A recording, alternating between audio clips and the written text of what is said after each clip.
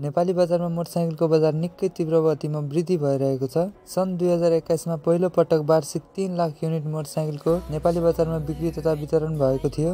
नेपाली बजारमा naked, sport, retro र classic cruiser डिजाइनमा आउने मोटरसाइकल युवाहरूले धेरै चासो राख्ने गरेको छ। नयाँ आउने मोटरसाइकल नेकेड, रेट्रो र एडभेन्चर डिजाइनमा रहने देखिएको छ। यी सबै कुरालाई ध्यानमा राखेर बजाज, यामाहा, होन्डा, हिरो र केटीएम लगायतका कम्पनीहरूले नेपाली बजारमा नयाँ मोटरसाइकल ल्याउने भएका छन्। च्यानलमा नयाँ हुनुहुन्छ भने सब्स्क्राइब गर्नुहोला। यस्ता रहेछन् ती नयाँ मोडलका बाइकहरू। KTM RC 390।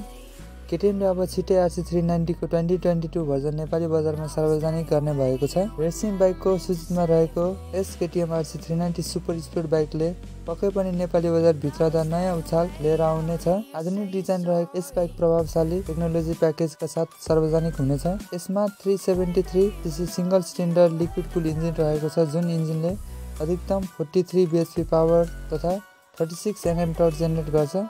यसमा 6 स्पिडको गियरबक्स र स्लिपर क्लच उपलब्ध छ। यो मोटरसाइकलमा डबल डिस्क ब्रेकका साथ डुअल च्यानल ABS पनि उपलब्ध छ। सिल्भर, व्हाइट र ओरेन्ज गरी 3 कलर अप्सनमा उपलब्ध सो मोटरसाइकल युनिक लुक युक्त LED हेडल्याम्प र LED टेल ल्याम्प रहेको छ। पहिले जस्तै यसको रिममा ओरेन्ज र चेसिसमा ब्ल्याक कलर दिएको छ। यो मोटरसाइकलको हाल नेपाली बजारमा मूल्य 9,44,900 रुपैयाँ रहेको छ भने 2022 भर्जनमा RC 390 को मूल्य बढेर अनुमान गर्न सकिन्छ।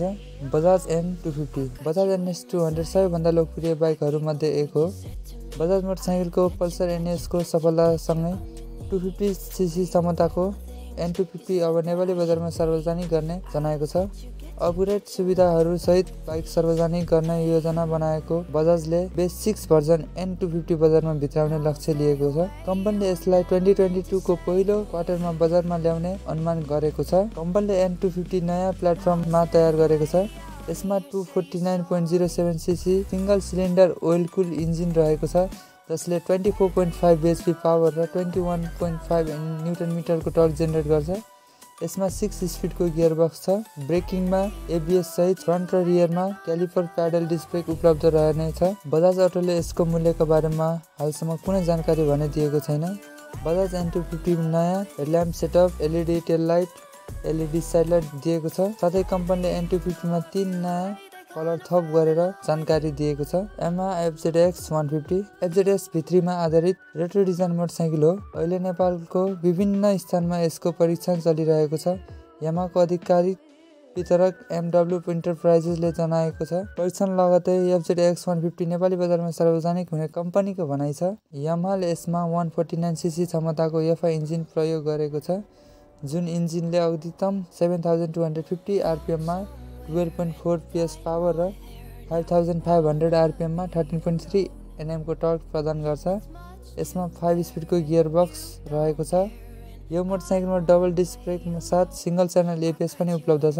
FZX मा bluetooth connectivity, full digital instrument console, convection telescopic fork र पछाडि मोनोसक सस्पेन्सन जस्ता फिचर पाउन सकिन्छ। Honda NX 200। होन्डाले पहिलो पटक भारतमा उत्पादन गरेको एडभेन्चर मोटरसाइकल NX 200 नेपाली बजारमा छिटै सार्वजनिक हुने कम्पनीको दाबी छ।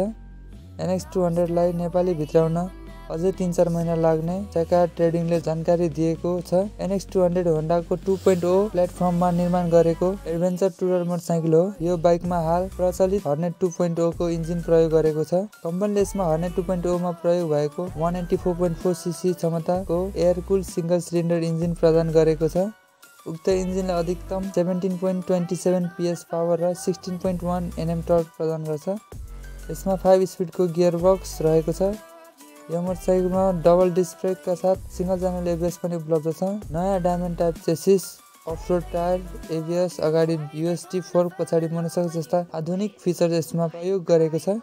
यसमा पूर्ण रूपमा डिजिटल इन्स्ट्रुमेन्ट कन्सोल पनि रहेको छ। Hero Xpulse 200 4V। हिरोको लोकप्रिय मोटरसाइकल Xpulse 200 को नयाँ भर्जन नेपाली आउने कुरा त यहाँहरूलाई थाहा नै होला। नेपालीका लागि हिरोको आधिकारिक वितरक NGM हिरोले Xpulse 200 4V model Nepali बजारमा अब छिटो नै सार्वजनिक गर्ने जनाएको छ।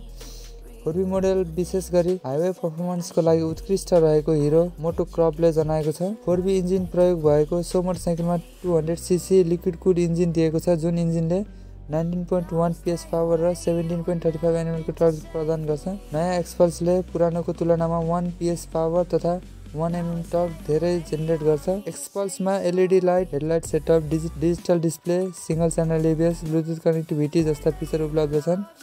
नयाँ कलर अप्सनमा आउने यो मोटरसाइकलको पहिलो भन्दा धेरै माइलेज र पावर रहने अनुमान गरेको छ।